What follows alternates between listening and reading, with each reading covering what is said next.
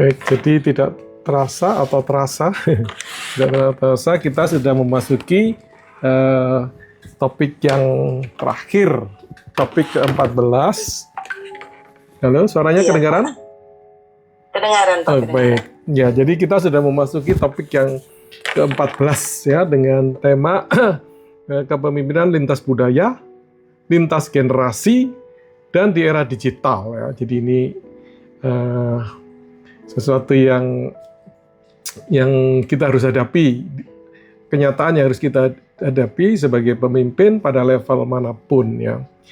Jadi kita menghadapi tantangan yang kompleks di dalam peranan kita ya, karena kita berinteraksi dengan orang yang budayanya beragam kemungkinan ya. Ada juga yang budayanya sama sih, ada gereja yang suku ya, tapi banyak di antara kita mungkin beragam.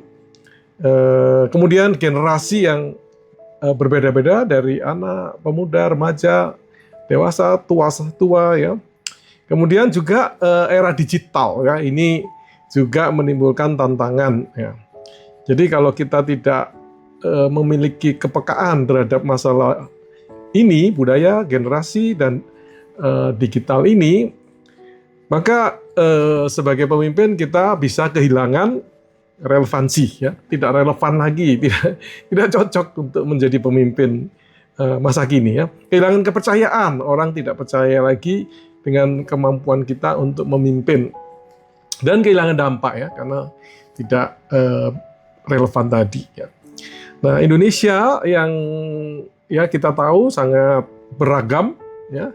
Kita ada catatan mungkin memiliki antara, ada yang bilang 600, ada yang bilang 1000 lebih, 1300 lebih etnis ya. Jadi sangat beragam ya.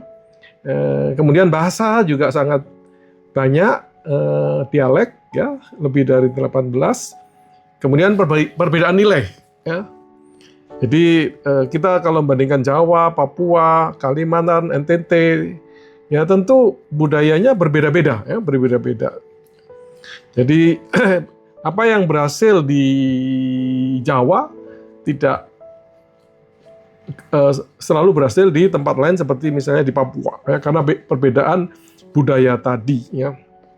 Kemudian di gereja atau di pelayanan kita juga menghadapi generasi yang berbeda, yang kemudian pengaruhnya adalah ke digital ya.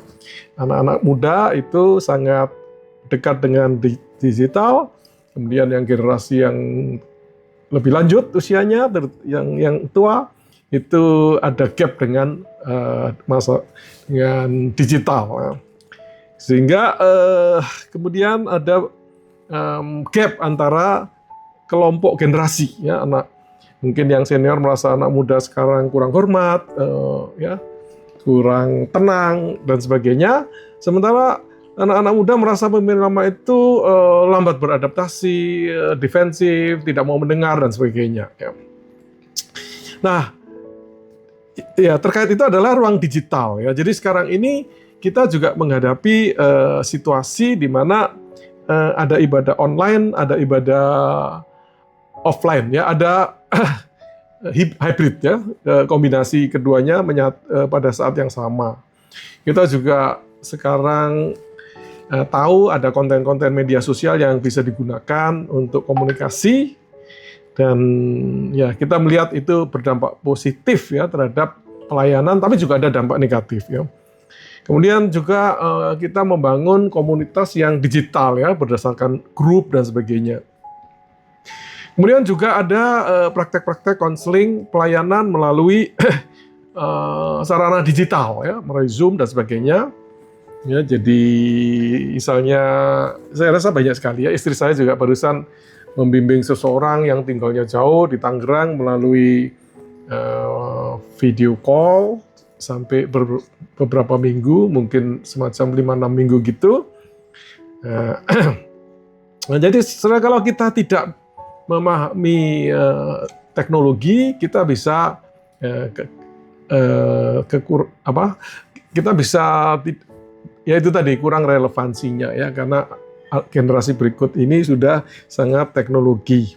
Nah, jadi situasi ini sering kaitkan dengan konsep yang saya harus geser ini sebenarnya. Ya, dengan konsep yang disebut VUCA ya, VUCA. Apakah terusnya juga masih belum? VUCA ya, VUCA.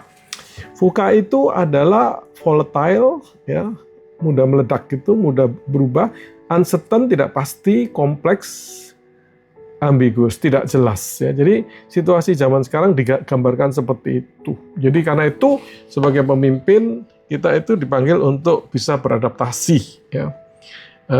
Kita itu diharapkan bisa menjadi pemimpin yang stabil, yang tenang, yang membawa arah kepada Kristus. Gitu. Nah, kita melihat beberapa definisi dan teori tentang ketiga area ini ya, kepemimpinan lintas budaya, kepemimpinan lintas generasi, dan kepemimpinan dalam realitas digital. Ya, pertama kepemimpinan dalam lintas budaya.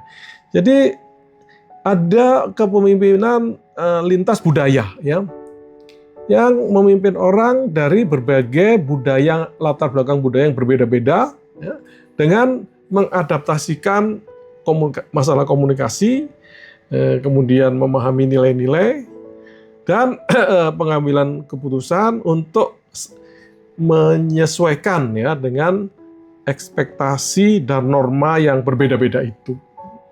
Ini dari Hofstede. Nah, jadi untuk memahami budaya ini, ya, budaya kan hal yang cukup yang kompleks ya. Nah, ada teori yang bisa digunakan untuk lebih memahami apa yang dimaksud dengan budaya. Ya. Dan itu ada tiga hal ini yang kita akan bahas malam ini, yaitu cultural dimension, dimensi budaya. Kemudian ada konteks budaya tinggi dan rendah, ya, tinggi dan rendah. Dan kemudian ada kecerdasan budaya, ya, kecerdasan budaya atau cultural intelligence. Ya. Itu dan ini sangat relevan dengan situasi di Indonesia ya, untuk membaca situasi di Indonesia. Kita mulai dengan tantangan umum konteks Indonesia. Ya. Jadi di Indonesia ini memiliki dikatakan lebih dari 1.300 etnis ya, 1.340-an begitu. Dan di dalam kelompok etnis itu ada berbagai perbedaan ya, yang menimbulkan tantangan di dalam peranan kepemimpinan. Ya. Satu adalah gaya komunikasi. Ya, ada yang sifatnya direct, ya, pesan itu disampaikan dengan jelas, terus terang, ya, terus terang. Mungkin kita bisa membayangkan suku apa yang direct itu ya, mungkin ya Timur, suku-suku di Timur ya, Ambon, Manado, Batak dan sebagainya. Ya. Tapi ada juga yang gaya komunikasinya indirect, ya.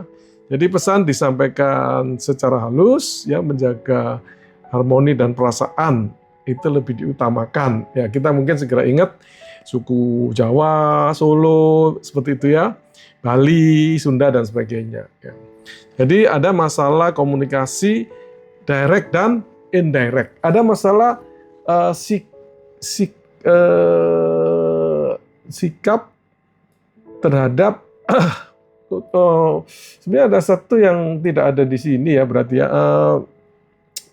ini yang disebut konteks budaya itu ya, konteks budaya. Jadi ada gaya komunikasi yang istilahnya itu tinggi dalam konteks ya, tinggi dalam konteks. Jadi sebenarnya agak mirip dengan indirect ya. Jadi komunikasi itu tidak tegas ya, tersamar dan tergantung relasi, nuansa, norma sosial gitu yang untuk menghindari konfrontasi ya. Jadi mirip sekali dengan masalah direct indirect itu. Jadi seperti suku Jawa, suku Sunda, Bali tadi ya adalah yang di dalam komunikasi itu high context ya, sangat dipengaruhi oleh konteks ya. Kalau low context seperti direct ya, komunikasinya itu tegas, langsung dan detail ya, mengutamakan kejelasan. Jadi itu seperti Batak, Ambon dan sebagainya tadi ya. Nah, hal lain lagi adalah sikap terhadap otoritas ya. Otoritas ada yang bersifat hierarki ya. Jadi sangat menghargai hierarki, berarti kan sangat menghargai posisi ya. Posisi, status dan sebagainya, sehingga kita tahu kalau situasi begitu keputusannya itu dari atas ke bawah ya. Jadi tidak ada budaya menentang atasan gitu ya. Nah, itu itu tadi ya di situ itu ya. Jadi sikap terhadap otoritas ya. Nah, kemudian ada budaya yang tidak hierarkis ya, yang istilahnya lebih egaliter ya, lagi egaliter. Jadi ini mengutamakan kesetaraan ya. Pokoknya dewasa ya dewasa sudah ya. Jadi komunikasinya tidak satu arah tapi dua arah ya. Dan biasanya generasi muda lebih seperti ini ya. Jadi mereka merasa wajar suara mereka itu didengar ya. Dan membicarakan keputusan-keputusan itu mereka merasa wajar ya. Nah, Ibu sebagai pemimpin kan kita mau tidak mau memahami hal ini ya. Kemudian ada yang disebut konsep waktu. Ya.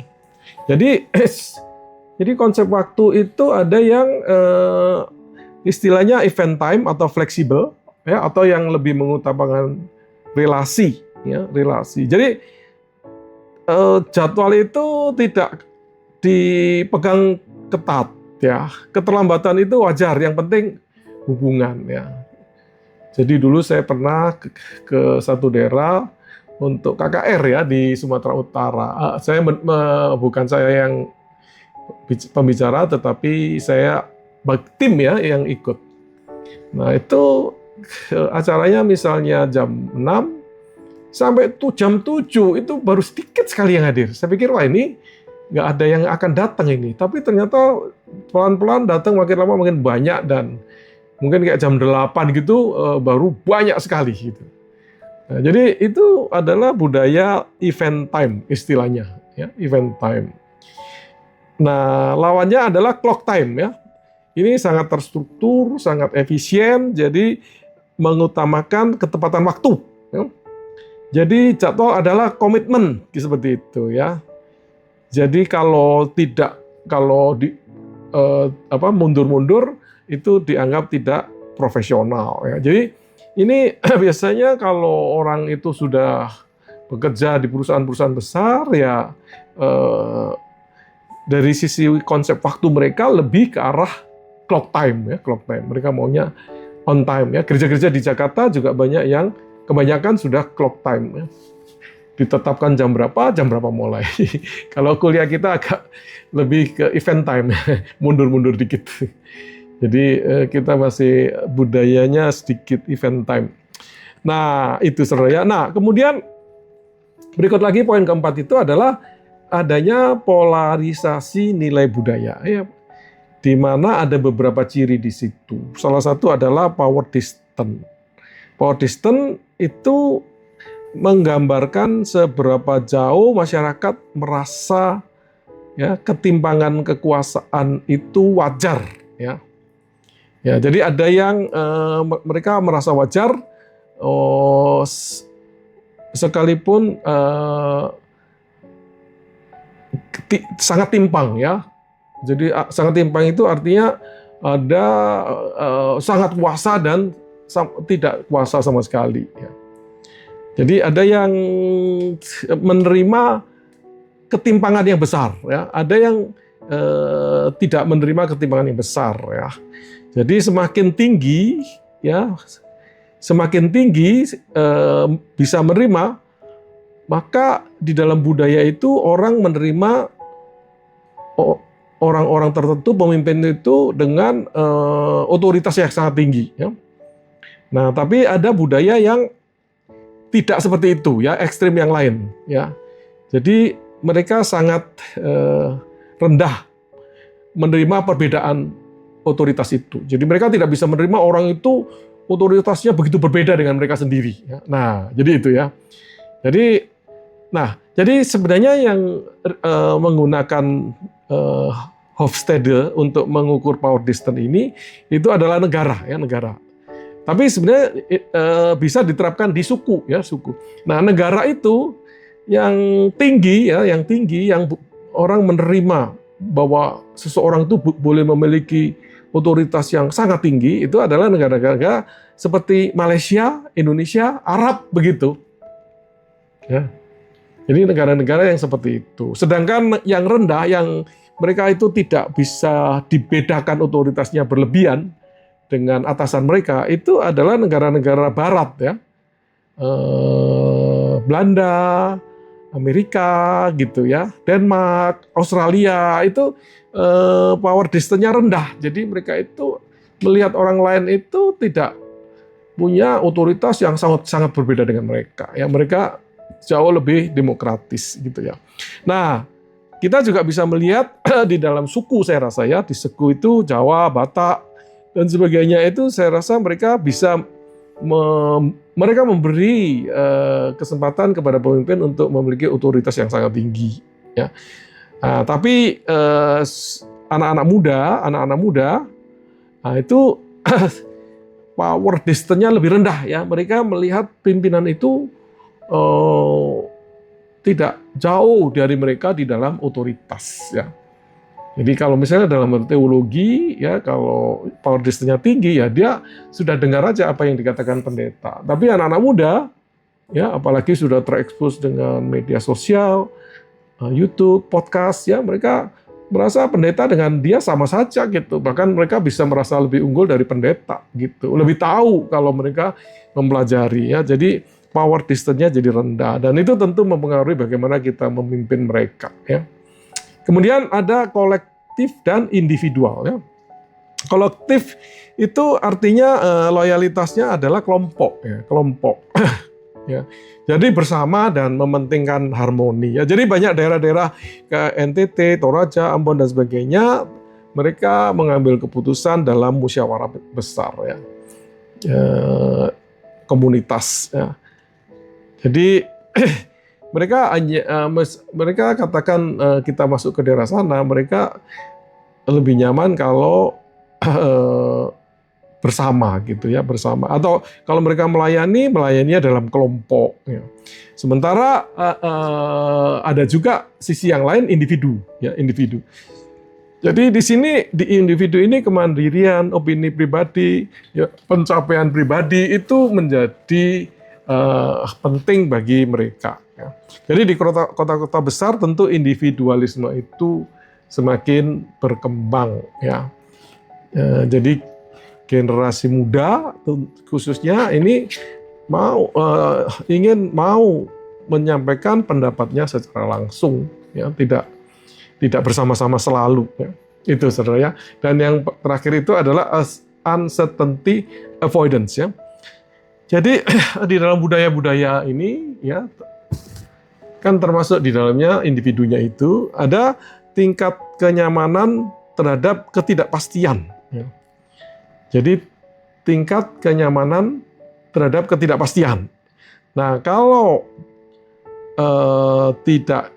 itu tinggi, ya, berarti tidak nyaman dengan ketidakpastian. Ya.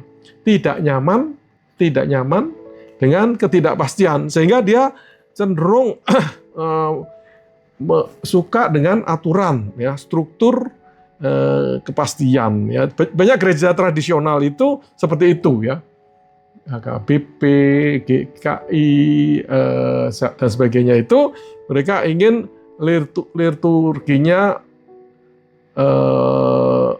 pasti, ya, urutannya ditulis dengan teratur, ya, agendanya jelas, menit-menitnya jelas, jadwalnya jelas, ya. Kalau di dalam organisasi strukturnya jelas, gitu, ya. Jadi itu adalah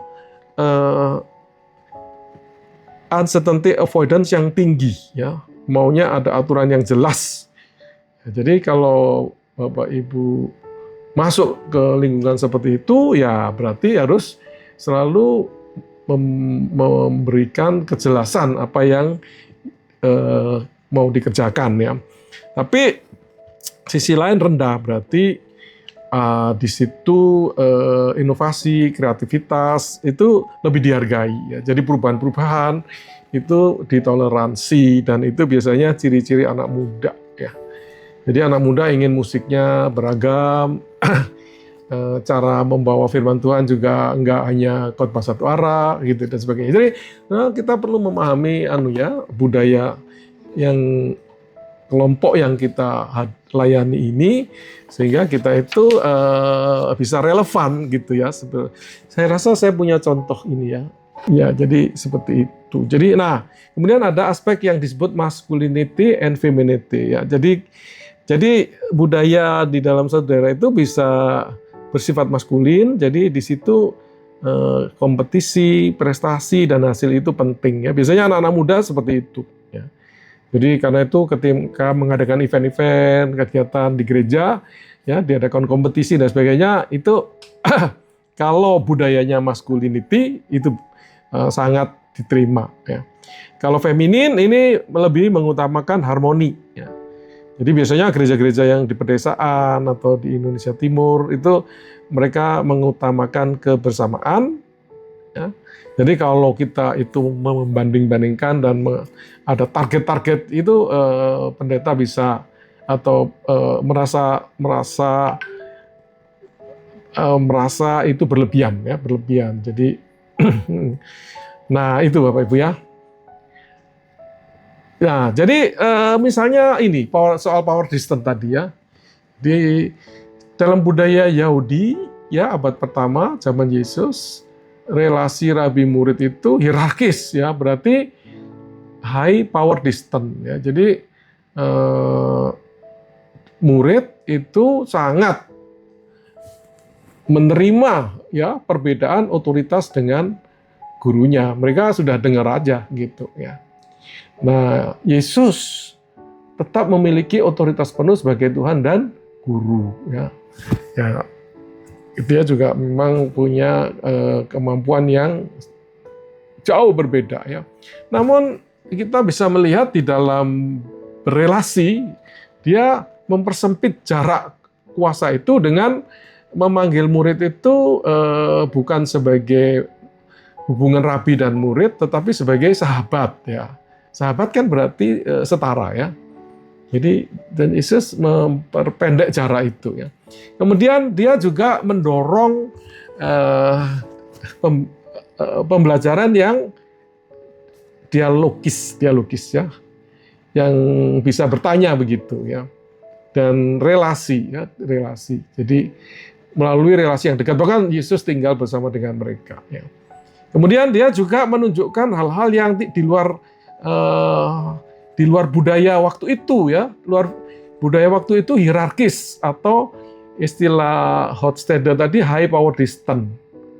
Dengan cara apa? Dengan membasuh kaki para murid. Ya, jadi itu membalikkan budaya waktu itu. Ya, jadi Yesus menolak kepemimpinan yang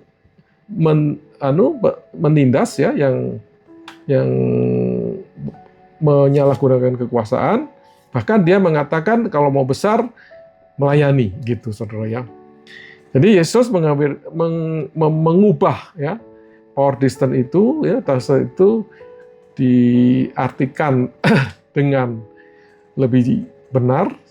Jadi otoritas tetap ada, tetapi dijalankan melalui hubungan ya, melalui kasih, melalui keteladanan, dan melalui pelayanan. Itu saudara ya, menarik sekali analisa budaya yang kemudian oleh Yesus itu tidak diubah ya Yesus ya. Kalau ikuti gaya Yahudi, maka Yesus dan para murid itu jaraknya jauh dan nggak bisa digambarkan sahabat dan sebagainya seperti yang kita baca di Alkitab kita ya. Tapi Yesus mengubah situasi, ya. mentransformasi itu. Nah, di Alkitab kita juga melihat beberapa penerapan pemahaman budaya itu. Jadi misalnya Paulus menggunakan prinsip ya yang disebut incarnational ministry itu, dia menyesuaikan diri dengan budaya dan latar belakang orang yang dilayani. Dia mengatakan, aku menjadi seperti orang Yahudi, menjadi seperti orang lemah untuk agar mereka dimenangkan ya. Dan penting diberi catatan bahwa dia melakukan itu tanpa mengubah isi Injil, ya, tanpa mengubah kebenaran. Ya. Jadi, saudara, Paulus menunjukkan fleksibel di dalam metode, di dalam pendekatan, tapi dia teguh di dalam kebenaran. Ya. Dia tidak toleran dengan pengajaran, ya, pengajaran keselamatan anugerah. Ya. Udah, itu aja yang dia pastikan sampai ya. Dia tidak, ketika masuk ke kelompok Yahudi, dia tidak mentoleransi bahwa keselamatan harus ditambah dengan hukum Taurat. Tidak, saudara ya. Keselamatan hanya karena anugerah melalui iman kepada pengorbanan Yesus di kayu salib. Itu titik. Ya, ketika ada guru palsu yang ingin menambahkan bahwa kalau mau selamat, kalau mau sempurna, ikut hukum Taurat. Ya, kalau keselamatannya mau sempurna, ikut hukum Taurat. Itu ditentang di surat Galatia. Ya. Nah, kalau Daniel, ya kita ingat Daniel, ya dari budaya Yahudi ke budaya Babel, ya. Dan dia menunjukkan integritas sebagai orang Yahudi, ya, menghormati, tapi dia menghormati struktur di Babel ya.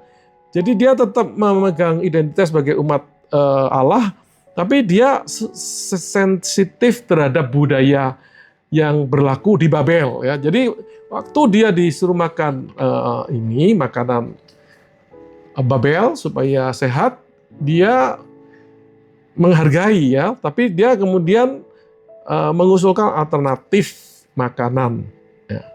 Jadi dia setia pada prinsip imannya, tapi dia tidak sekedar menolak ya, gitu. Nah, Bapak Ibu, kita juga sangat melihat bagaimana budaya itu diatasi oleh Yesus ketika berbicara dengan perempuan. Jadi sebenarnya pada waktu itu Yesus melampaui banyak batasan budaya ya, etnis, Yahudi dan Samaria, ya kan? Itu tidak bergaul, saudara ya, tidak nyambung. Etnis, gender, ya, laki dan perempuan juga terpisah. Status sosial, ya, itu beda sekali, ya. Jadi ketika berbicara dengan perempuan Samaria itu, Yesus menunjukkan dia memahami latar belakangnya, ya, dan memulai percakapan itu dengan konteks lokal, ya, berbicara tentang air sumur, ya, air sumur. Kemudian baru ketika relasi sosialnya terbentuk, dia mengalihkan ke kebenaran rohani. Ya. Jadi ini adalah pendekatan lintas budaya yang penuh empati dan kepekaan, ya, kepekaan untuk membangun relasi. Jadi ini sebagai pemimpin kita seperti itu, Bapak Ibu ya. Baik ya. Nah, bagaimana kita bisa berhasil di dalam kepemimpinan yang lintas budaya? Jadi ada ini teori ya. Ada beberapa hal. Satu, kita itu perlu memiliki apa yang disebut dengan cultural intelligence ya. Kecerdasan budaya, ya.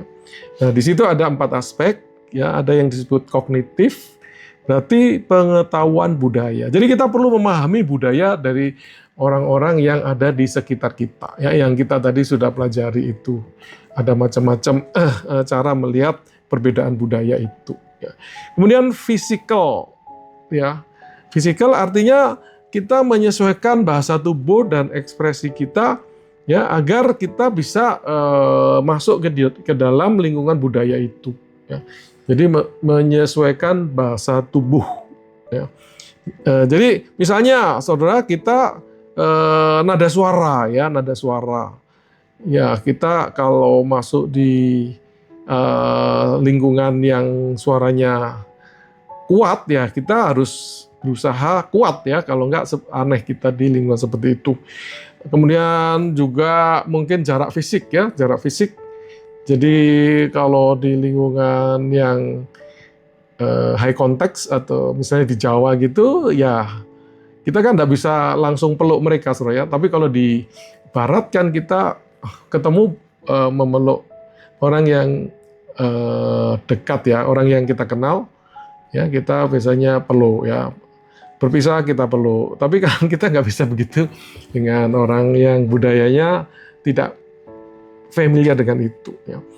Itu. Jadi fisikal kita sesuaikan. Kemudian motivasi emosi ya. Jadi kita punya motivasi untuk belajar dan berinteraksi dengan budaya lain, saudara ya. Jadi kita kalau mau berhasil ya kita mau belajar, punya motivasi untuk belajar budaya lain itu. Ya. Jadi kita mau mendengar, mau bertanya, mau mencoba memahami, mau tahu beberapa kata-kata dari budaya yang berbeda itu, bagaimana kita memberikan salam dalam bahasa Batak, bahasa Nias, dan sebagainya. Jadi kalau kita mau berhasil di pelayanan kepemimpinan lintas budaya, kita harus punya cultural intelligence, antara lain punya motivasi untuk belajar budaya mereka, dan metakognitif, itu artinya refleksi. Kita berinteraksi, kemudian kita refleksikan. Tadi gimana ya, nyambung nggak ininya, komunikasinya. Ya, jadi kita selalu mengevaluasi apakah efektif atau tidak ya. Itu saudara ya. Jadi untuk menghindari konflik, meningkatkan efektivitas pelayanan. Itu pertama ya, cultural intelligence. Jadi kecerdasan budaya. Kedua adalah empathy and listening posture. Jadi saudara, jadi kalau kita itu melayani, memimpin beragam, budaya beragam, maka kita perlu membangun empati ya, meletakkan diri pada orang tersebut, dan listening ya, kita selalu mendengar, dan prinsipnya adalah mendengar sebelum memimpin atau mendengar sebelum berbicara ya.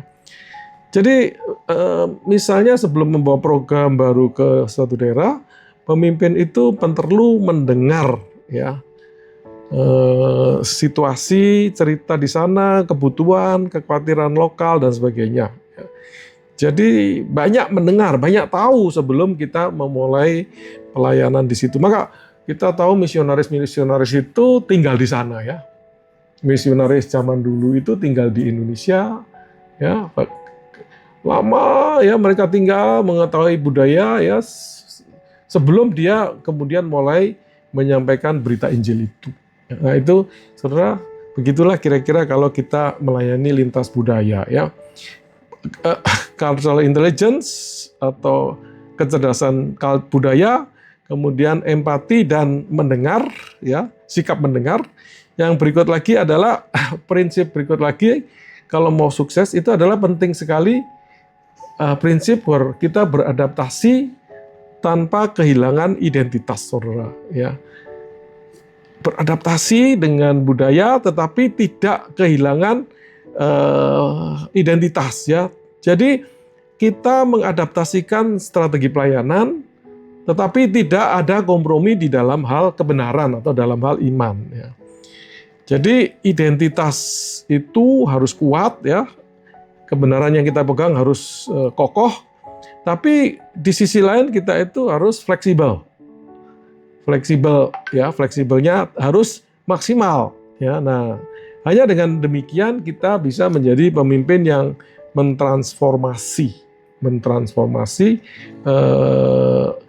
mereka yang kita layani. Jadi gaya penyampaian disesuaikan dengan budaya lokal, tetapi ajaran inti itu harus tetap teguh tentang Injil. Nah, saudara, di dalam prakteknya itu kan ada yang ekstrim mengadaptasi sampai menerima sampai kita sinkretis menggabungkan ya. Oh ya, agamamu juga membawa ke surga misalnya begitu. Tapi agamaku lebih cepat. Ya. Tapi sebenarnya kan akulah jalan dan kebenaran. Tidak ada seorang pun yang datang kepada Bapa kalau tidak melalui aku. Itu saudara ya. Tapi kan lama-lama, oh ya, ada banyak jalan ke Roma. Tapi jalan melalui agamaku lebih cepat, lebih pasti ya begitu ya. Sebenarnya tidak bisa begitu saudara ya. Nah, jadi ada yang sinkretis ya, akhirnya menjadi satu karena ingin populer, tapi ada yang teguh ya. Nah, itu saudara ya. Jadi agama-agama yang kalau di dalam kekristenan denominasi yang tidak kokoh di dalam pengajaran itu ada potensi kemudian menjadi sinkretis atau ya akhirnya ajarannya itu beradaptasi ya sehingga tidak benar-benar kebenaran ya. Dan kadang-kadang dipengaruhi juga oleh kebutuhan masyarakat, kebutuhan jemaat ya. Jemaat ingin sukses ya, akhirnya menawarkan sukses. Jemaat ingin bahagia ya, akhirnya memasarkan kebahagiaan ya. Padahal Injil itu adalah berbicara tentang kerajaan surga. Ya. Jadi pusatnya adalah kerajaan surga, bukan keluarga yang bahagia, bukan keluarga yang sukses, bukan individu yang sukses, yang selalu di atas ya, tidak pernah sakit dan sebagainya ya. Itu saudara ya. Itu pertama saudara yang banyak. Nah, yang kedua adalah masalah kepemimpinan lintas generasi ya. Jadi saudara, kita sekarang ada di situasi di mana di dalam organisasi itu ada lintas generasi ya, lintas generasi. Misalnya di kantor saya aja. Ya, saya udah paling umur sekarang ya. Ya, jadi saya sudah kepala 6, ada kepala 5, ada kepala 4, ada kepala 2 ya di kantor saya. Jadi ada banyak generasi. Jadi saudara kalau kita memimpin beragam begitu ya, tentu diperlukan kemampuan ya, kemampuan dari sang pemimpin untuk berelasi dengan kelompok yang berbeda-beda, kelompok umur yang berbeda, yang memiliki nilai-nilai yang berbeda, harapan yang berbeda, gaya bekerja yang berbeda ya. Jadi di dalam pelayanan terhadap generasi yang berbeda, ya tentu sang pemimpin ini harus bisa berelasi dengan ya kelompok-kelompok berbeda, anak-anak, remaja, pemuda, ya dewasa, kemudian tua ya gitu. Nah, sebenarnya di dalam kekristenan ya di dalam iman kita, perbedaan generasi itu adalah hasil dari sejarah ya, yang sejarah, dan di situ ada alih generasi ya yang sudah ditunjukkan di dalam firman Tuhan. Jadi ini adalah sebenarnya satu kekayaan ya. Itu ya. Nah, ya jadi secara umum itu ya berdasarkan pengalaman historis ya, jadi masa-masa mereka lahir ya, masa-masa mereka lahir. Kemudian pada masa teknologi, pada masa mereka lahir, status teknologi, pertumbuhan teknologi seperti apa, lingkungan keluarga, maka kita mengenal beberapa kelompok generasi secara umum ya. Ada yang disebut boomer itu ya, seperti saya ini sudah termasuk boomer, kayak saya sudah 66 ya, 66. Nah, di sini ya dia usianya seperti itu ya, 61 sampai 79 ya. Nah, saudara kita bisa bayangkan kalau kita memimpin orang-orang seperti ini ya, dia kan orang yang menghargai stabilitas ya, loyalitas ya, senioritas ya, mereka merasa sudah senior ya, jadi mereka ingin kesenioran mereka dihargai tentunya ya. Ya, jadi mereka akan sangat menghargai struktur ya, proses yang jelas dan sebagainya ya, usia seperti ini saudara ya. Kemudian di bawah ini adalah generasi X, generasi milenial, bukan ya, X. Generasi X. Jadi dia usianya 45 60 ya, di kantor saya juga ada usia ini ya.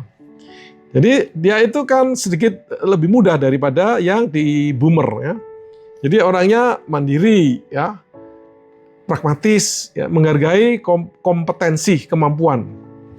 Tidak suka micromanagement, tidak suka diatur ya, berlebihan ya, itu generasi X.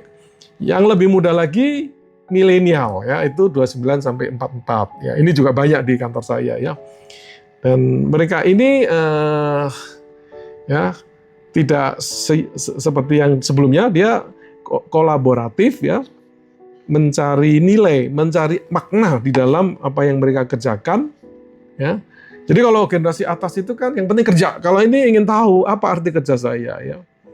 Kemudian mereka itu ingin memiliki dampak ya. Jadi generasi makin muda makin semacam idealis ya. Dia tidak mau kerja sekedar kerja, tapi ingin kerjanya memiliki dampak. Ya, jadi dia itu menyukai umpan balik ya. Ingin kesempatan berkembang, ingin belajar gitu saudara ya. Gitu. Jadi kalau ya apalagi di perusahaan ya.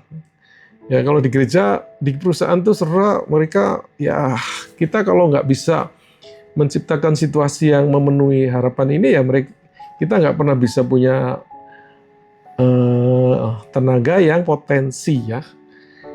Mereka tidak ngerti, tidak kita beri pengertian apa yang kita kerjakan ya, wah ini kerjaan sekedar kerja gitu ya. Mereka cari kerjaan lain yang lebih bermakna ya. Nah yang lebih muda lagi ya adalah Gen Z ya, Gen Z. Ini usianya 13 sampai 28. Di kantor saya banyak sekali ya. Lulusan baru kan Gen Z ya. Dan mereka ini sangat visual ya. Kerjanya sangat cepat maunya ya. Dan selalu online ya, selalu online ya. Suka transparansi ya, dan mereka tidak begitu menghargai institusi, ya. Kalau komunikasi maunya cepat ya, pakai WA, tidak mau telepon, tidak mau ketemu ya. Tapi mereka itu maunya menghargai segala sesuatu yang autentik ya, autentik, asli. Dan sangat real time ya kan. Dia maunya komunikasi itu cepat sekali gitu ya. Itu saudara ya. Jadi kalau di gereja saudara ada macam-macam begini ya, saudara kalau tidak mengerti ya, mungkin saudara mempertahankan kelompok satu, kehilangan yang lain ya. Banyak gereja itu mempertahankan kelompok tua, anak mudanya hilang ya.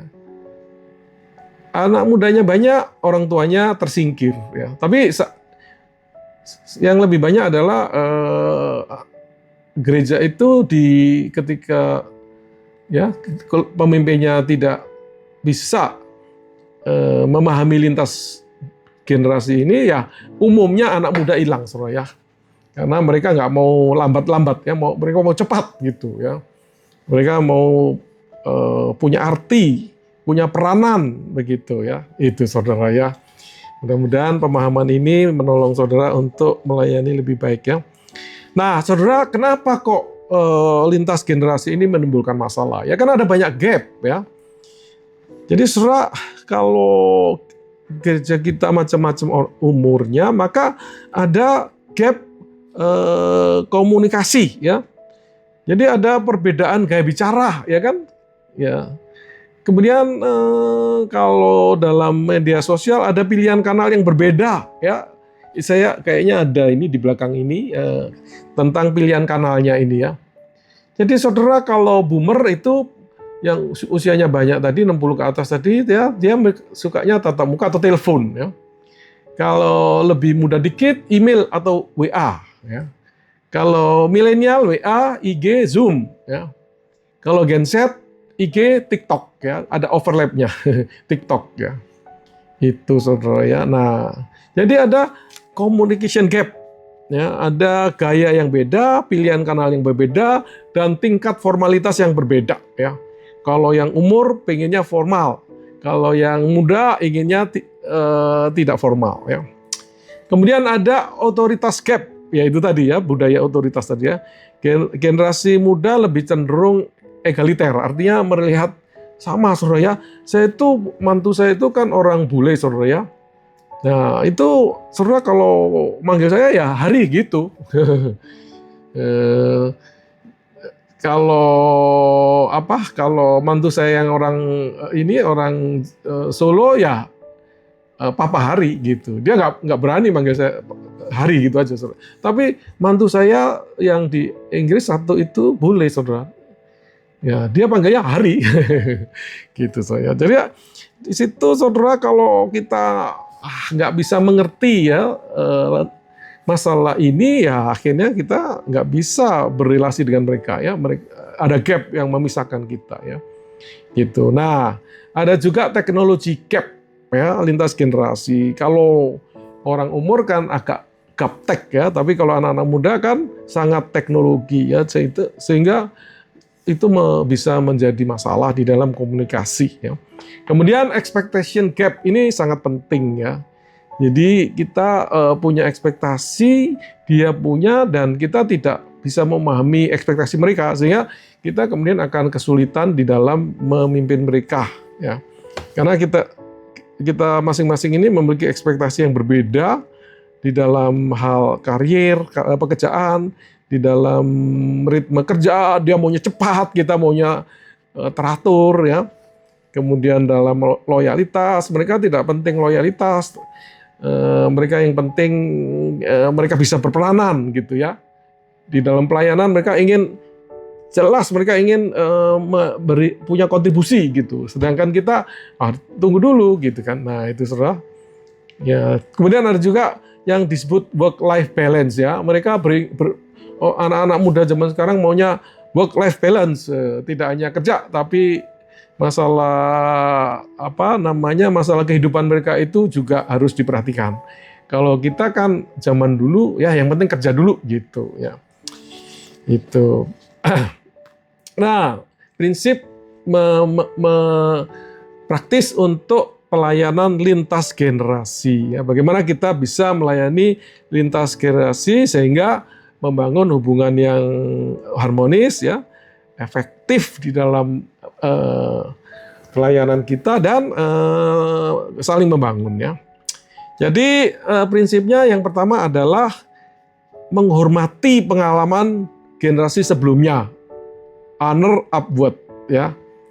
Jadi kita mendidik generasi berikut ini untuk mereka juga mengapresiasi ya pengalaman generasi sebelumnya, bahwa generasi sebelumnya ini memiliki kekayaan pengalaman. Ya. Tapi sekaligus memberi ruang kepemimpinan bagi generasi berikut. Ya. Jadi empower downward. Jadi saya rasa ya Prabowo dan Gibran ini bagus kalau bisa kerjasama baik ya. Jadi Gibrannya menghargai Prabowo yang sudah punya banyak pengalaman, dan Prabowo empower ya Gibran ya. Mudah-mudahan hubungan mereka baik jangka panjang, saudara ya. Honor upward, menghargai yang senior, empower downward, memberdayakan yang junior ya. Kemudian gunakan bahasa penghubung, bridge language ya. Jadi gunakan istilah, media, nada dan sebagainya yang usahakan lintas generasi ya. Jadi misalnya pilihan kanal tadi, itu kan ada overlapnya ya.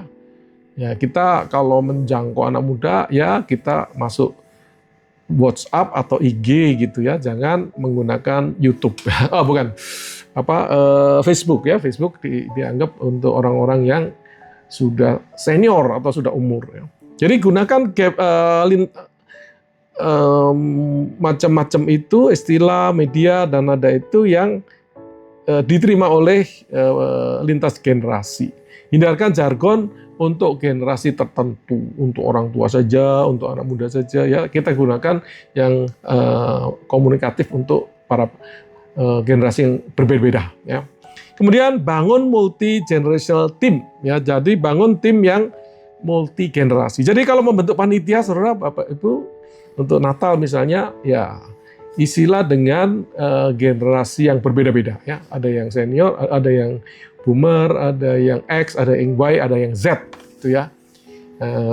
Jadi kombinasikan kekuatan tiap-tiap generasi ya. Yang senior pasti lebih bijak ya, kekayaannya adalah hikmat.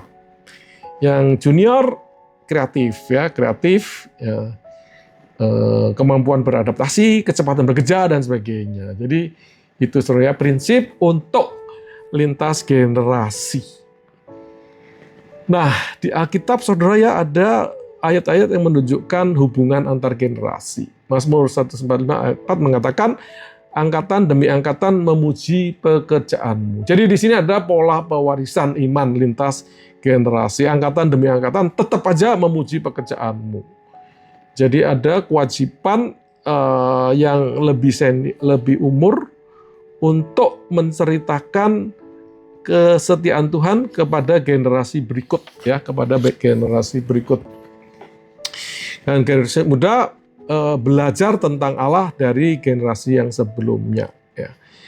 Jadi pemimpin Kristen harus berperanan sebagai jembatan ya untuk memastikan iman Kristiani kita ini diteruskan dengan sengaja ya kepada generasi berikut ya.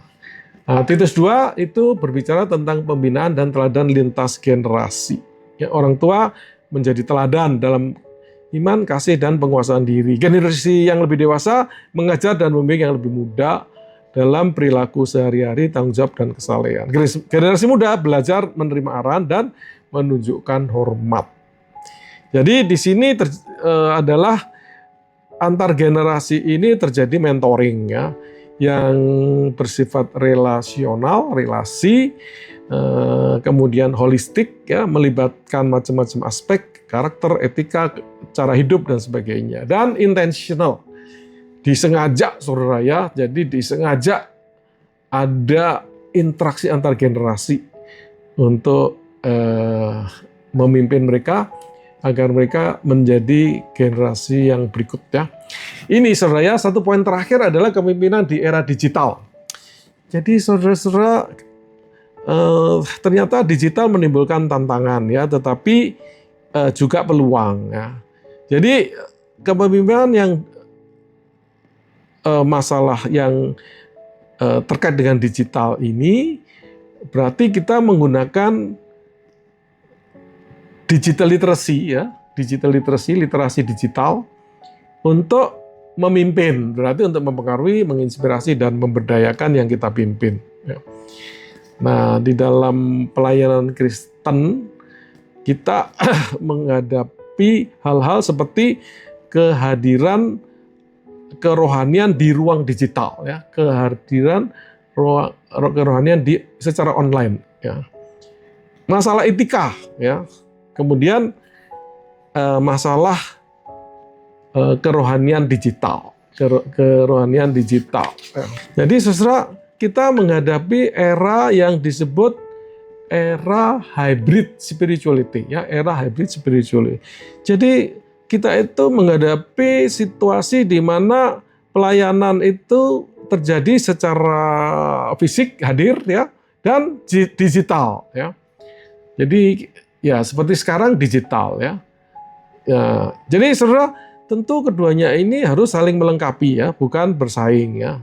Jadi saling melengkapi. Jadi misalnya ibadah onsite ya, pendampingan rohani, komunikasi tetap penting. Namun media digital bisa kita manfaatkan untuk memperluas jangkauan. Ya. Banyak di gereja itu saya lihat dengan menggunakan media digital bisa mendatangkan jemaat baru ya, jemaat baru. Nah, saudara, jadi prinsipnya adalah saling melengkapi ya. Nah, kemudian kompetensi. Jadi saudara, kita sebagai pemimpin di era digital ini ya, kita harus mengembangkan kompetensi, kemampuan digital ya, digital. Yang ada beberapa poin di situ. Satu, digital fluency. Jadi ini kemampuan menggunakan alat-alat digital dasar ya, seperti WA, video call, media sosial dan sebagainya untuk mendukung pelayanan secara efektif ya. Jadi kemampuan untuk mengetahui dan menggunakan. Kemudian yang dua adalah virtual collaboration. Jadi kita harus bisa bekerjasama melalui platform digital ya, seperti Zoom sekarang ini. Ya, sehingga tim itu tetap produktif meski tidak bertemu fisik. Jadi kita harus bisa menggunakan ini secara efektif, secara tepat, sehingga secara kita bisa tetap bekerja sama ya, walaupun dengan virtual, nggak harus ketemu. Kemudian digital communication and branding ya, kompetensi berikut itu ya. Jadi kita bisa menyampaikan pesan rohani dengan jelas dan konsisten di media digital. Dan sehingga menjaga citra pelayanan itu baik dan integritas. Jadi digital communication and branding. Kemudian kita juga harus memahami cyber ethic ya, atau digital holiness. Ya, jadi kita harus memahami etika kerohanian di ruang digital ya, di mana kita harus pegang kejujuran, integritas, kesopanan, menghindari hoax, ya, plagiat dan sebagainya. Kemudian di dalam area ini kita juga perlu memiliki kemampuan membuat keputusan yang berdasarkan data, ya, berdasarkan data untuk pelayanan. Jadi menggunakan data sederhana, misalnya statistik kehadiran, keterlibatan jemaat, ya, untuk memperbaiki arah pelayanan. Jadi itulah kira-kira kompetensi yang dibutuhkan sebagai pemimpin di era digital ini, ya. Nah, ada sedikit tambahan lagi, nggak lama lagi, resiko pelayanan digital, ya. Jadi saudara, kita harus hati-hati dengan pelayanan digital ini karena ada beberapa studi-studi menunjukkan beberapa hal seperti ini, ya. Satu itu hyper connectivity, ya, tapi low intimacy, ya. Jadi terhubung online, tetapi tidak terbangun keintiman, ya. Jadi memang hadir ya, connected ya, kayak misalnya sekarang kuliah ini ya, kan saya nggak tahu apa yang terjadi di tempat saudara sana ya. Jadi 10 hadir, tapi mungkin ada 5 diantaranya jalan-jalan dan sebagainya. Jadi tidak terjadi keintiman seperti kalau kita ketemu. Ya. Digital burnout, ya, kelelahan terhadap layar, chat, meeting online dan sebagainya. Jadi saudara, ternyata kita menggunakan sarana digital seperti ini juga melelahkan, ya. Sehingga habis ini kita perlu istirahat juga. Kemudian doom scrolling, ya, itu kebiasaan menggulir informasi yang negatif, ya, sehingga itu menguras emosi dan rohani seseorang, ya. Ini resiko, ya, kalau kita masuk ke sini maka bisa terjadi doom scrolling, orang mencari yang negatif. Kemudian ekspektasi respon yang cepat, ya. Jadi digital ini kecepatan, ya, berbisa kecepatan. Jadi seringkali jemaat ini berharap pemimpin rohani membalas dengan pesan dengan cepat, saudara, ya. Nah, di sini kita harus ngerti, ya, sehingga kita tidak kemudian mengecewakan, ya. Kemudian tantangan kerahasiaan konseling digital, ya. Jadi percakapan itu kan bisa tersimpan, tersebar, ya.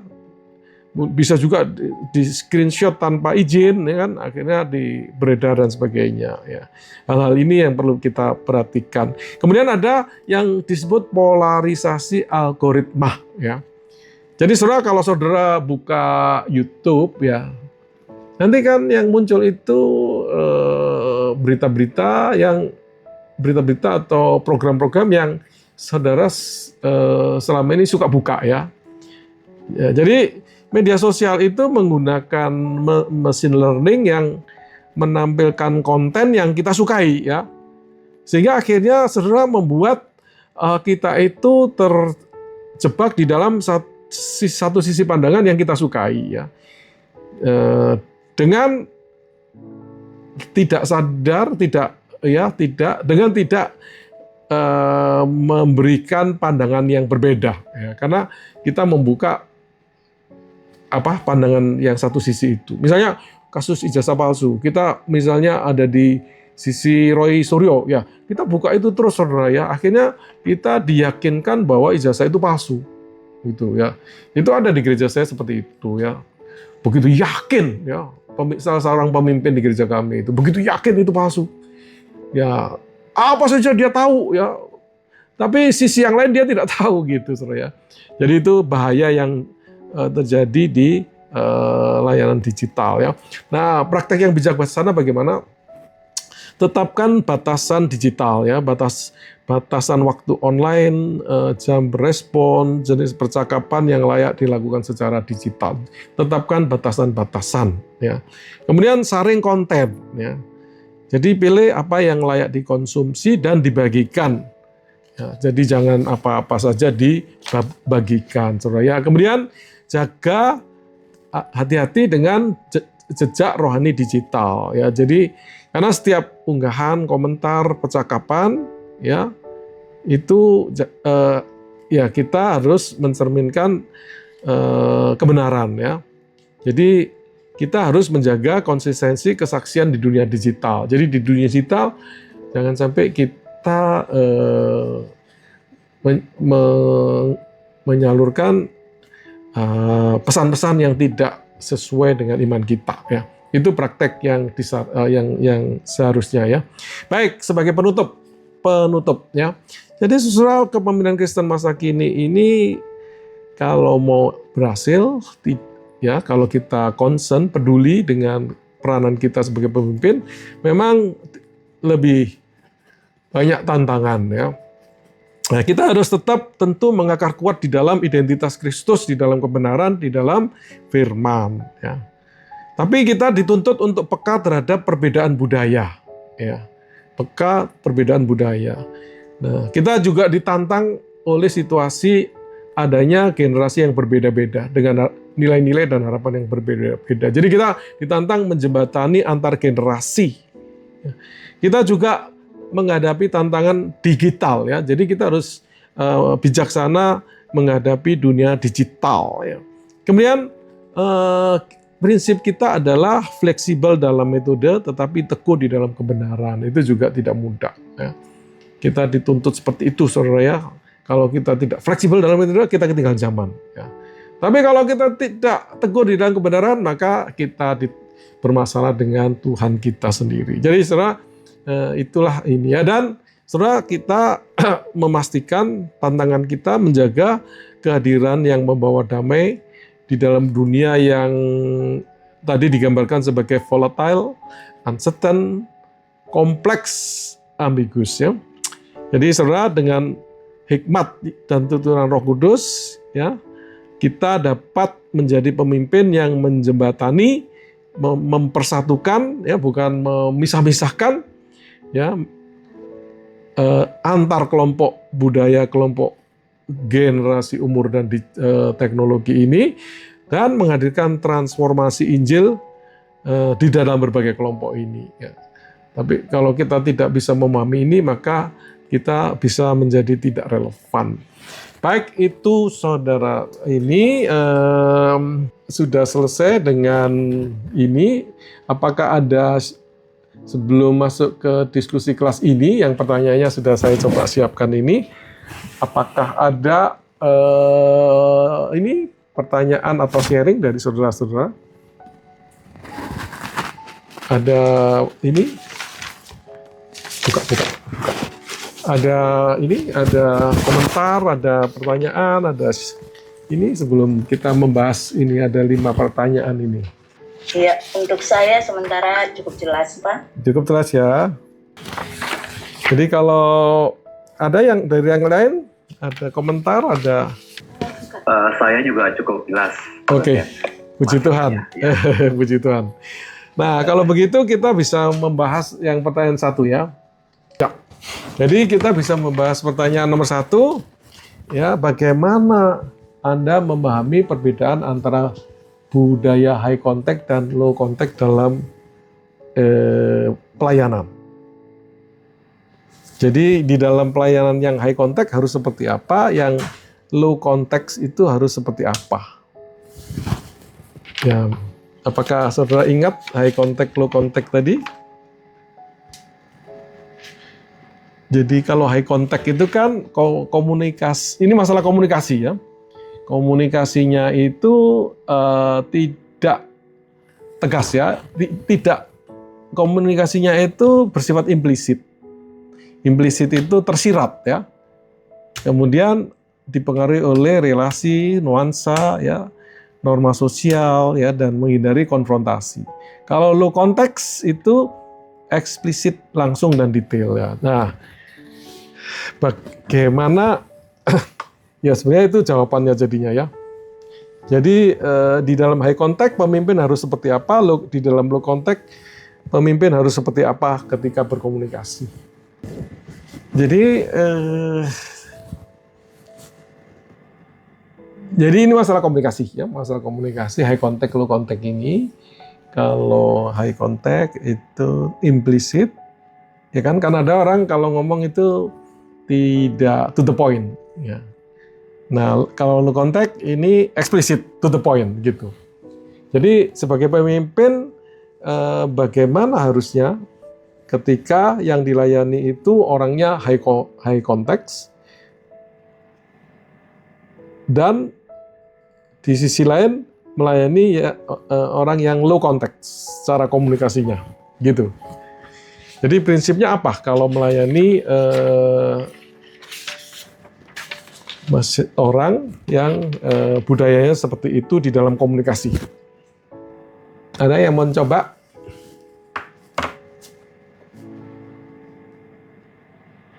Mungkin kalau menurut saya kita harus menyesuaikan, Pak, biar bisa enak dua arahnya komunikasi, yang langsung atau yang tidak langsung, eksplisit atau tidak. Harus kita mengimbangi. Menurut saya, kan namanya masih belajar, ya. Iya. Kita harus mengimbangi dulu. Apakah di jemaat Pak Bobi ada budaya yang berbeda dalam masalah komunikasi ini? Wah iya, pasti. Pasti? Jemaat pasti ada. Iya pasti. Kalau yang udah usia itu, wah itu memang ya bisa basa-basi lah ya, sedikit gitu bisa nego-nego, tapi kalau sama anak muda nggak bisa, Pak. Itu harus to the point, nggak suka, salah gitu. Gitu ya? Kalau main sudah berusia ya dengan sedikit bercandaan, kopi bareng itu bisa luntur juga, bisa kita lebih cepat menemukan jawaban untuk komunikasi jemaat gitu, Pak. Iya. Kalau di saya ya. Iya. Nah, jadi kalau misalnya biasanya suku apa, Pak, di jemaat Bapak yang Bapak merasa dia high contact dan yang low contact?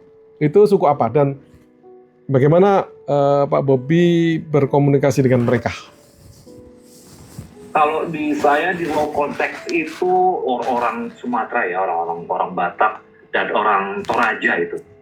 Kalau yang high contact itu orang-orang Manado, orang-orang Jawa itu ya lebih happy atau lebih bisa pudar gitu ya. Tapi kalau orangnya kayak Batak, Toraja itu keras, Pak. Di gereja saya itu ya keras. Saya pernah mau dipukul. Mau dipukul pendeta padahal dia, Pak. Waduh.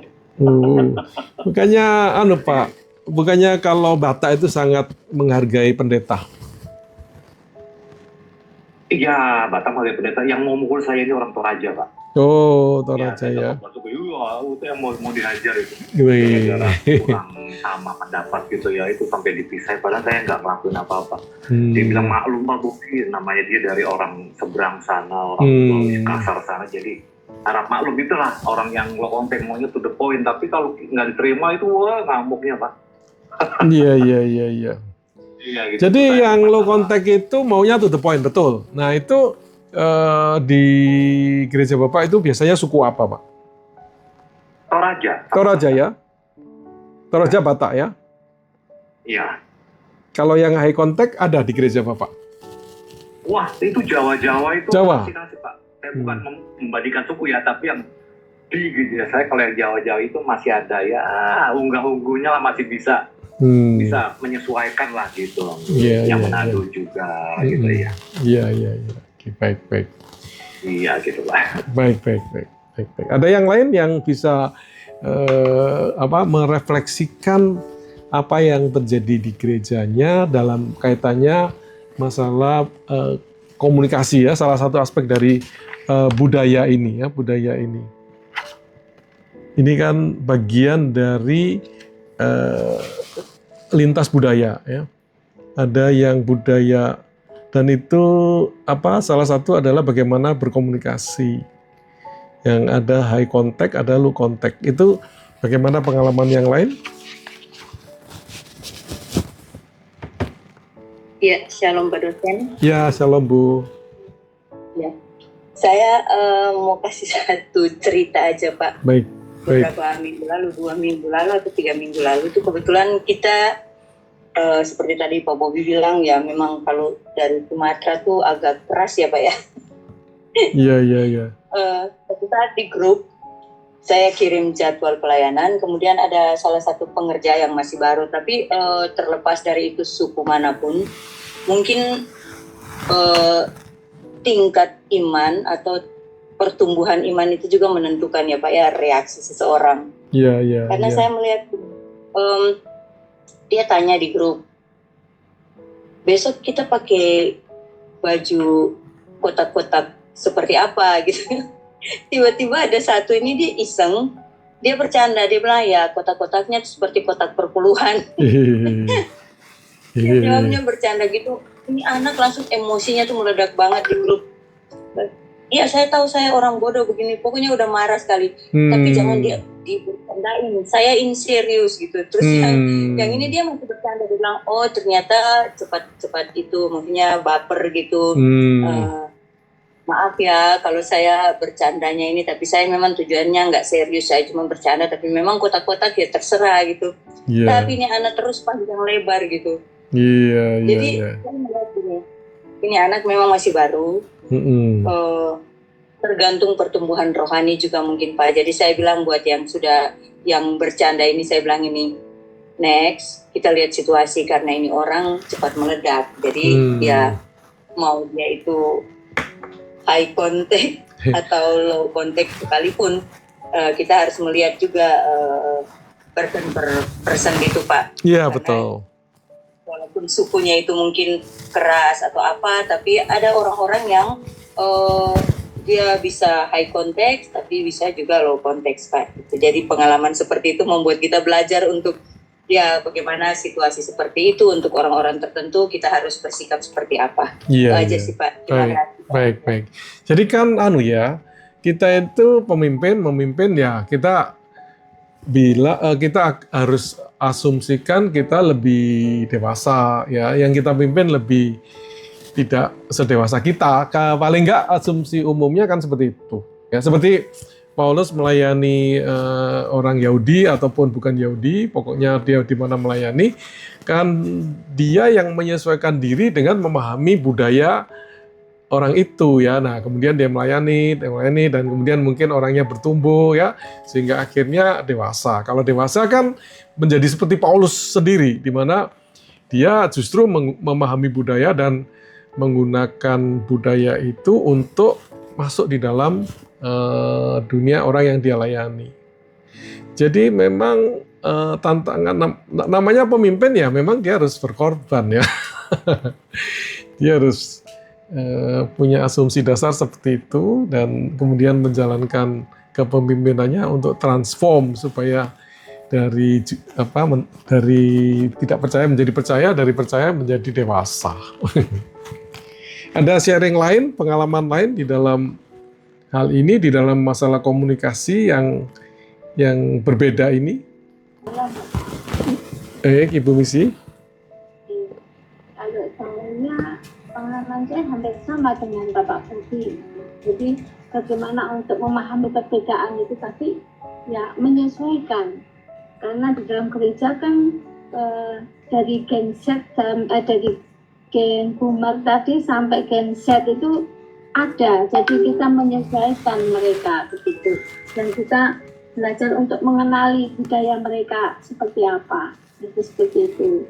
Untuk seperti kasus yang Ibu Vin tadi juga sama, juga ada yang seperti itu, kami juga mengalami seperti itu. Jadi tatkala mungkin yang lain mengajak bercanda, tapi dia anggapannya serius, menjadi masalah yang semakin rumit. Mungkin seperti itu ya, hampir dengan Bu Vin tadi seperti itu Pak. Iya. Baik, kalau begitu kita beralih ke poin kedua ya. Apa kesulitan terbesar memimpin generasi yang jauh lebih muda? Apa kesulitan? Apa yang menyebabkan memimpin generasi yang jauh lebih muda itu ada kesulitannya? Ada yang terlibat di dalam pelayanan generasi yang jauh lebih muda? Kalau enggak ya Harus mengikuti, Pak. Harus mengikuti maunya kalau generasi muda itu. Kesulitan terbesarnya kita harus mau masuk dalam gaya mereka, bahasa mereka, harus mengikuti lah gitu. Jadi kalau anak muda itu susah ya, nggak dituruti, yang ngambek, ya langsung kebaktian di mana gitu, hilang gitu. Jadi maunya kesulitannya memang harus menuruti sih, mengetahui apa yang mereka mau gitu Pak. Kalau memasarkan untuk kita, budaya kita yang Gen X atau boomers ini, mereka nggak mau tahu, malah kan kalau kita terlalu keras malah bilang itulah om-om gitu Pak. Waktu sama gembalanya ada dasar om-om bercandanya gitu. Jadi kita harus menyesuaikan bercandanya mereka, gaya hidup mereka seperti itu Pak. Kesusahannya ya kalau bagi yang nggak gaul sama anak muda ya, wah udah itu kaku sekali itu Pak. Yang saya alami. Iya. Jadi apa yang menyebabkan kesulitan itu? Apa yang ya? Misalnya Pak Bobi ya selama ini melayani katakan sesama generasinya X misalnya, tahu-tahu diberi tugas melayani Z. Nah itu kesulitannya apa itu? Apa yang menyebabkan ada kesulitan itu? Untuk kesulitannya sebenarnya kalau ditugaskan, nah kita masuk ke anak muda ini kita harus tahu nih karakter mereka ini maunya anak muda ini apa gitu Pak. Kesulitannya menyesuaikannya itu sih, gayanya. Wah besok pemuda nih, bagian pemuda harus pakai baju santai, casual gitu kan. Iya. Jadi kita kesulitannya ya kayak seperti itu, menyesuaikan maunya mereka Pak. Kita tahu apa yang mereka mau gitu. Jadi mencari tahu dulu kesulitannya itu sih, nggak bisa langsung oke besok datang, begitu datang wah mereka lagi pakai baju olahraga gitu kan, training, kita pakai batik kayaknya ya kayak gitulah. Jadi kesulitannya kita harus cari tahu dulu apa yang sekarang mereka alami, yang mereka rasakan gitu Pak. Penyesuaiannya sih kalau saya, kesulitannya penyesuaiannya saja, bukan masalah tugasnya. Ya, tugasnya tinggal dikerjakan. Menyesuaikan adalah tantangan, tapi di balik itu apa yang menyebabkan?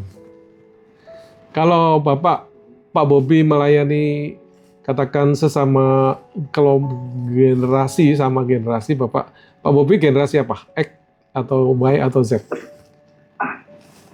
Saya di milenial Pak, 35 enggak Pak? Saya di X. X ya? Pak, ekstra vitamin, ekstra istirahat ya. X ya? Nah, Bapak, ya katakan X. X, kemudian Bapak diminta melayani generasi Z. Itu kan melompat ya? Iya. Di bawah Bapak masih milenial. Ya. Iya kan? Nah, itu ada susah emang. Iya. Ya, itu kira-kira apa yang menyebabkan susah? Kesulitan terbesar.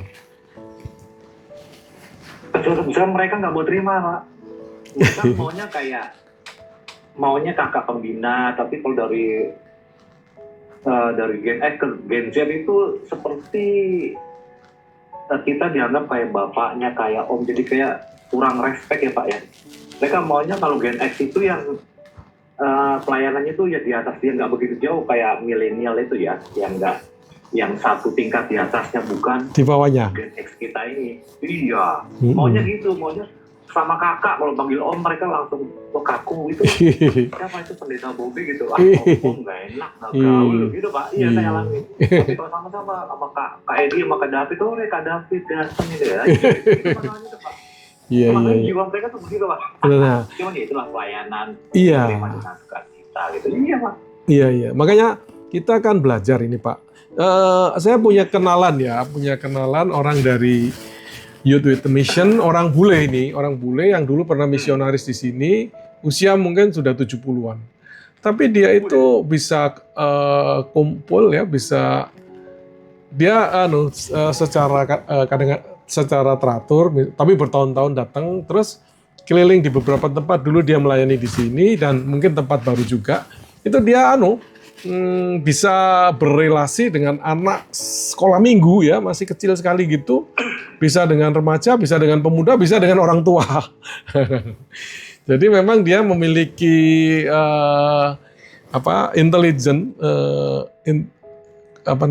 cultural intelligence yang sangat hebat ya kalau saya lihat. Bisa ini. Nah, mungkin itu Pak, anak-anak muda sekarang, anak-anak kecil, maaf kulturnya itu kalau mereka bule nih, mereka lebih tertarik Pak daripada tambah kayak tanggung jawab gitu. Nggak tertarik Pak. Bule gitu. Iya. Mereka lebih tertarik Pak. Ya itulah, ya memang adanya begitu ya sudahlah. Iya. Enggak, tapi dari sisi Bapak itu dia bisa membawa diri. Sebenarnya kan ada gap lain lagi, gap bahasa, gap etnis ya. Tapi entah bagaimana Bapak itu bisa berrelasi bahkan dengan anak yang sangat kecil ya kalau saya lihat. Bule Pak, bule. Oh iya Pak, bule itu bisa ada gap lain lagi untuk berhadapan dengan suku lain ya. Untuk bisa komunikasi dengan sampai bisa melayani gitu ya. Itu ada tambahan gap lagi ya. Walaupun mungkin kalau nggak perlu berrelasi bisa lebih diterima mungkin karena lebih dihormati mungkin. Tapi untuk bisa diterima kemudian bisa melayani itu untuk bisa nyambung itu banyak gap lain lagi kalau beda suku. Iya. Karena dia dia kan ya beda sekali kalau orang bule itu ya. Cara berpikirnya beda gitu. Cara komunikasinya beda sekali mereka itu Pak. Apalagi dari Amerika. Indonesia kan high contact, kalau Amerika kan low context ya. Itu Pak. Jadi itu sebenarnya ya ini kita perlu namanya juga belajar ya. Jadi kita perlu paham beberapa poin yang kenapa kok ada kesulitan kalau ini. Karena sebenarnya harusnya sih tidak perlu gitu. Kalau di dalam perjanjian lama, di Alkitab itu antar generasi itu harus nyambung ya. Tapi kalau di situasi nyata di negara kita banyak itu tadi seperti di gereja saya aja. Itu sekarang profil jemaatnya sangat menua.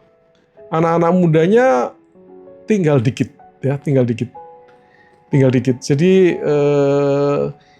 pernah ada konflik itu, anak-anak muda dijadikan panitia Natal, ditegur macam-macam soal dekorasi dan sebagainya. Ya. Akhirnya mereka meninggalkan gereja, gitu, saudara. Nah, jadi ini jangan sampai Bapak, Ibu diminta memimpin, kemudian tidak bisa memahami perbedaan ini dan akhirnya kita kehilangan peluang untuk mempengaruhi generasi yang lebih muda. Ada masukan ya, boleh silakan Ibu. Ya. Kesulitannya itu biasanya di cara kita berkomunikasi, Pak. Cara komunikasi. Kan jauh komunikasi orang tua harus berhadapan dengan anak-anak muda. Saya sering dijadwalin untuk mengajar di anak-anak tingkat SMP, Pak. Iya. Sepertinya itu mungkin generasi Z ya, Pak ya. Iya, bisa Z ya. Iya. Ilustrasinya pun saya harus yang kekinian. Iya. Kemudian slide-nya itu pun harus yang kekinian. Iya. Gaya bahasa saya, tampilan saya seperti Pak Bobi tadi. Ya, kita nggak boleh kayak nenek-nenek gitu depan mereka. Jadi kita juga gayanya juga gaya yang masa kini yang nggak norak tapi sopan, tapi yang masuk di mereka. Kemudian cara kita berkomunikasi pun itu kadang ada ilustrasi, kadang ada game-game atau apa yang membuat mereka tuh tertarik, sehingga Iya, siap. suatu saat ketika saya selesai